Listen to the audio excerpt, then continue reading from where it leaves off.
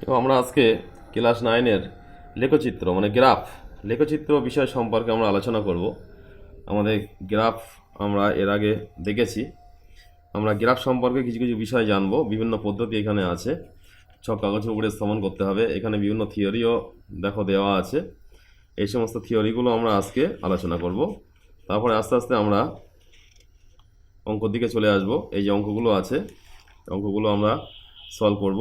কি কি অঙ্ক আছে তাহলে আমরা প্রথমে কি করব, দেখো এই যে লেখচিত্র, এই লেখচিত্রের কিছু বিষয় সম্পর্কে আমরা জানবো আজকে।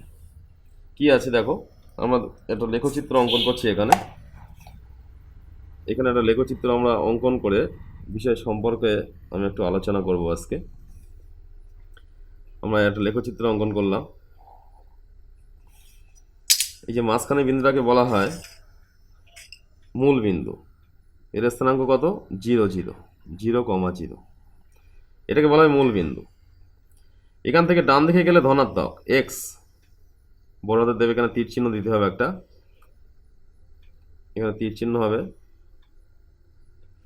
এটা কি হবে? 0 থেকে বাঁদিকে আসলে এটা হলো এক্স ড্যাশ, মানে 0 থেকে মূল বিন্দু হচ্ছে 0, যার স্থানাঙ্ক 0 0। এখান থেকে আমরা যদি ডান দিকে যাই তাহলে সেটা ধনাত্মক, এক্স অক্ষের ধনাত্মক দিক। আর বাম দিকে আসলে ঋণাত্মক দিক। এক্স অক্ষের ঋণাত্মক দিক হচ্ছে এক্স ড্যাশ।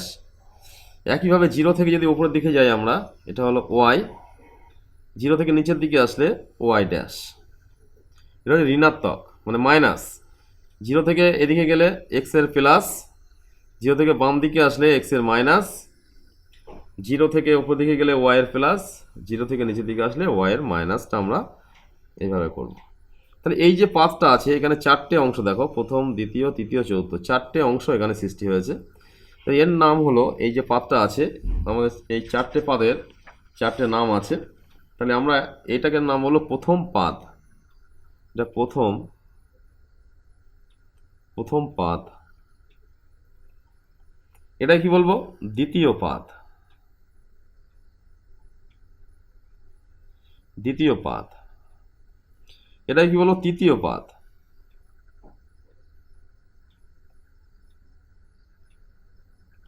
এটা কি বলবো? চতুর্থ পাদ।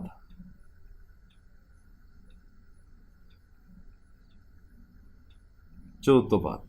4টে অংশ আছে, প্রথম পাদ, দ্বিতীয় পাদ, তৃতীয় পাদ, চতুর্থ পাদ। এই পাদের স্থানাঙ্ক কি হবে? লক্ষ্য করো, এই পাদটা তৈরি হয়েছে কি দিয়ে? এক্স এবং এই ওয়াই দিয়ে। তাহলে এক্স কি, এটা বলেছি 0 থেকে ডান দিকে গেলে এক্স এর প্লাস। তাহলে প্রথমে স্থানাঙ্ক বসানোর সময় প্রথমে এক্স হবে, তারপর ওয়াই। ওয়াইটা কি আছে? প্লাস। তাহলে এই যে পাদটা হয়েছে এর, এই পাদটার সাইন হবে প্লাস প্লাস। এটা কি হবে? এটা তৈরি হচ্ছে কীভাবে? 0 থেকে এক্স ড্যাশের দিকে এসছে, তার মানে হলো এটা কি আছে? এক্স ড্যাশ মানে বলেছি বাম দিকে আসলে মাইনাস, কমা, আর এটা দিয়ে তৈরি হয়েছে ওয়াই আছে, ওয়াইটা কি আছে? প্লাস।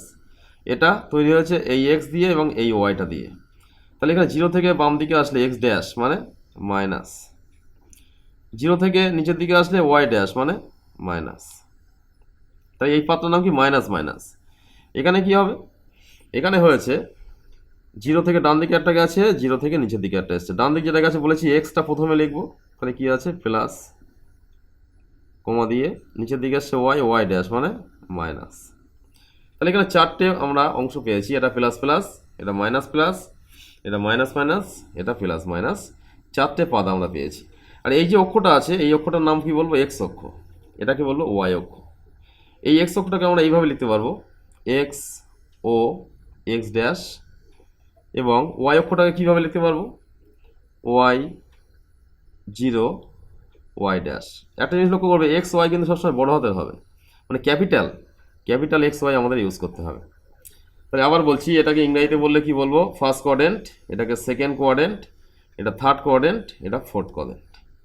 এই হলো গ্রাফের 4টে অংশ। এক্স অক্ষ 0 থেকে ডান দিক গেলে কি বললাম? ধনাত্মক অর্থাৎ প্লাস হবে। 0 থেকে বাম দিকে আসলে এক্স এর মাইনাস অংশগুলো হবে।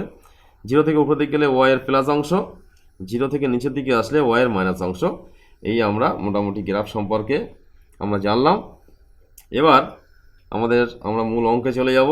অঙ্কে গিয়ে বিভিন্ন ছক কাগজের মূল গ্রাফের উপরে আমরা অঙ্কগুলো স্থাপন করব।